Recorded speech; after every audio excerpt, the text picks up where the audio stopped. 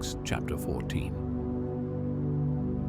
And it came to pass in Iconium that they went both together into the synagogue of the Jews, and so spake, that a great multitude both of the Jews and also of the Greeks believed. But the unbelieving Jews stirred up the Gentiles and made their minds evil, affected against the brethren. Long time therefore abode they, speaking boldly in the Lord, which gave testimony unto the word of his grace, and granted signs and wonders to be done by their hands. But the multitude of the city was divided, and part held with the Jews, and part with the apostles. And when there was an assault made both of the Gentiles and also of the Jews with their rulers, to use them despitefully, and to stone them. They were ware of it, and fled unto Lystra and Derbe, cities of Lycaonia, and unto the region that lieth round about. And there they preached the gospel. And there sat a certain man at Lystra, impotent in his feet, being a cripple from his mother's womb, who never had walked. The same heard Paul speak, who steadfastly beholding him, and perceiving that he had faith to be healed, said with a loud voice, Stand upright on thy feet. And he leaped and walked.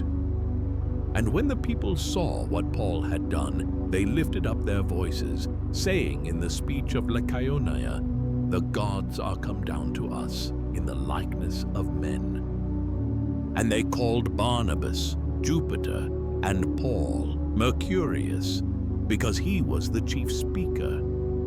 Then the priest of Jupiter, which was before their city, brought oxen and garlands unto the gates, and would have done sacrifice with the people. Which when the apostles, Barnabas and Paul, heard of, they rent their clothes, and ran in among the people, crying out, and saying, Sirs, why do ye these things?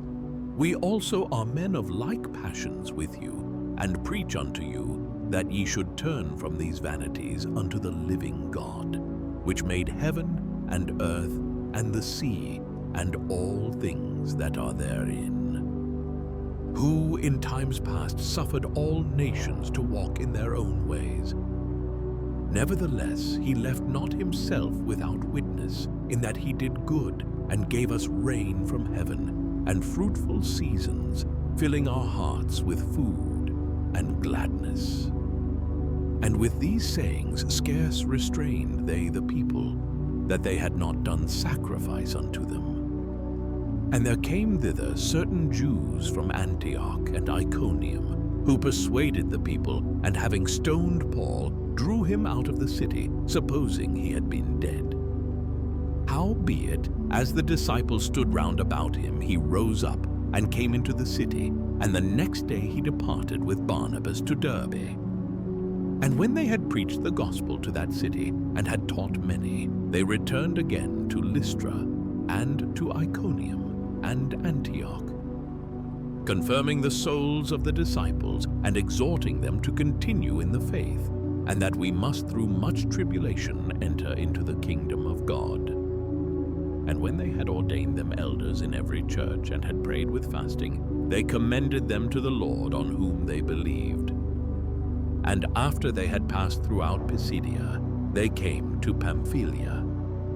And when they had preached the word in Perga, they went down into Attalia, and thence sailed to Antioch, from whence they had been recommended to the grace of God for the work which they fulfilled.